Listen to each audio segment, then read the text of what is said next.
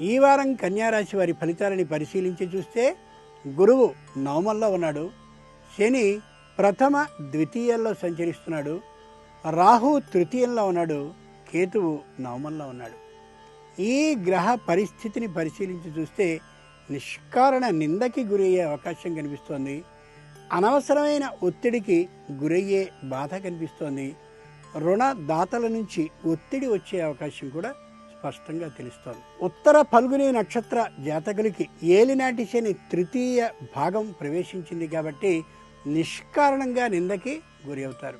హస్త నక్షత్ర జాతకులు నిష్కారణమైనటువంటి మానసికపు ఒత్తిడికి సంతానం నుండి గురయ్యే అవకాశం కనిపిస్తోంది. చిత్తా నక్షత్ర జాతకులకి వాహన ప్రయాణాల్లో తగినంత జాగ్రత్తని వహించడం చాలా అవసరం. దైవపరంగా అయినట్లయితే నవగ్రహ స్తోత్ర పఠనం చేయడం చాలా మంచిది. సేవాపరంగా అయినట్లయితే పేదలకి వస్త్రదానం చేయడం చాలా మంచిది. ఇక ఈ వారం ఈ రాశివారు ఈ వారంలో రుణాలని తీర్చడం ప్రారంభించడం అవసరం.